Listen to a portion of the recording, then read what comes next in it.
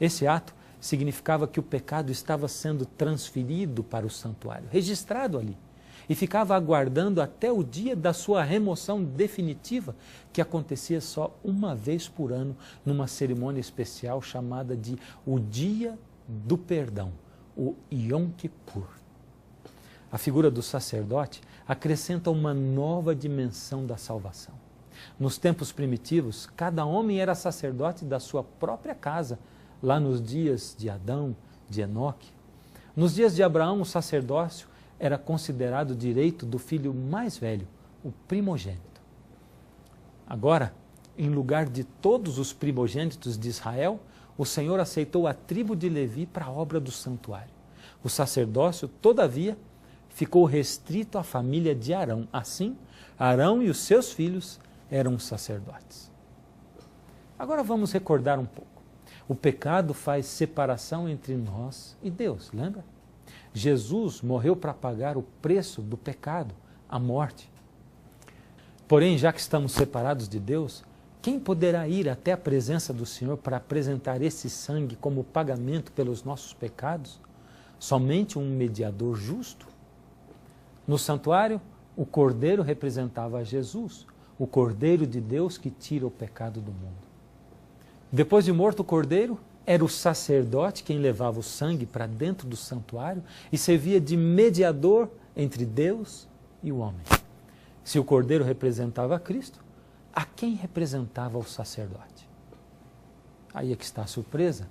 O sacerdote também representava a Cristo.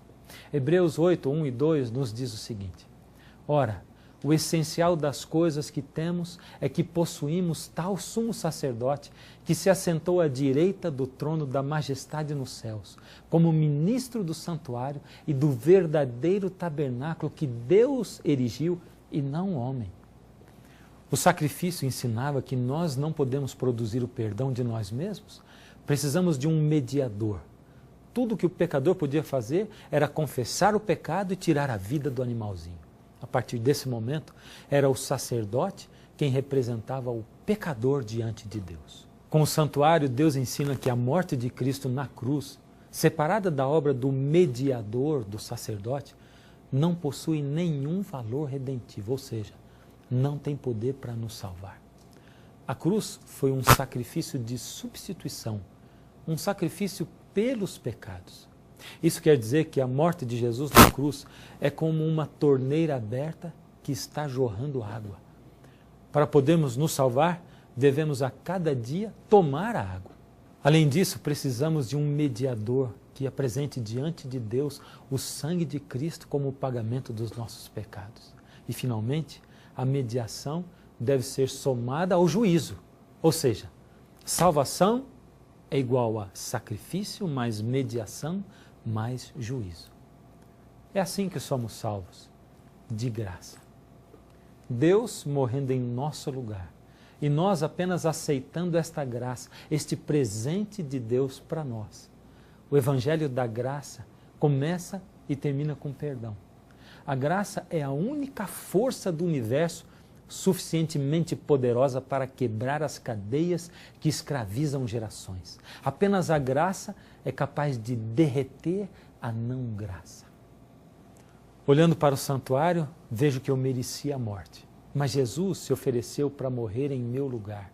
E ainda assim, se ofereceu para ser meu mediador e apresentar esse sacrifício diante de Deus, aonde eu não posso chegar.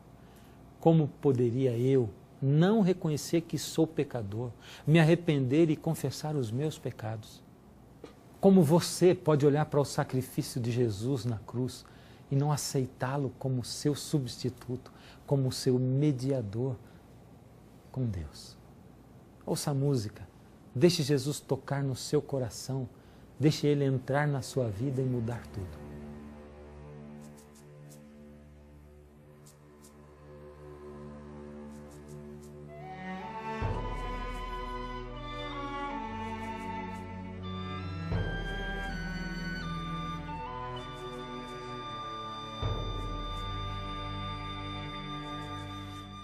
Preciosa graça de Jesus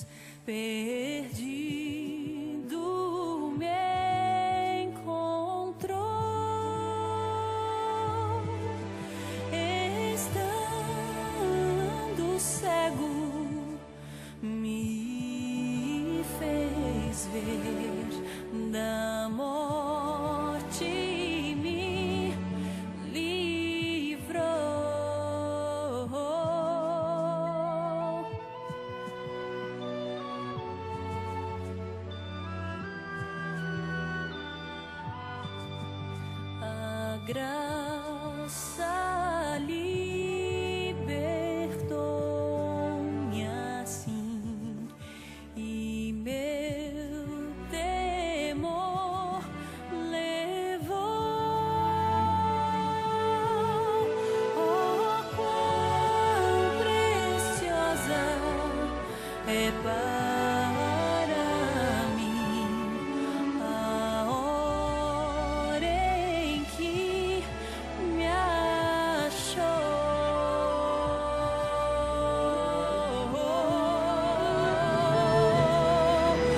Mil lutas, dores, tentações cairão sobre mim,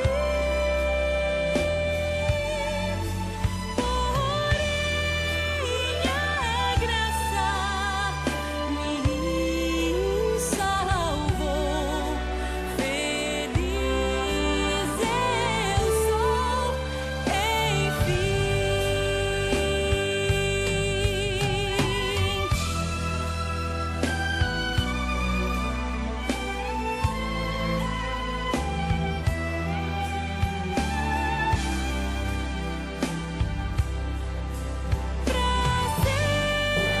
Sempre então eu cantarei da graça de Jesus.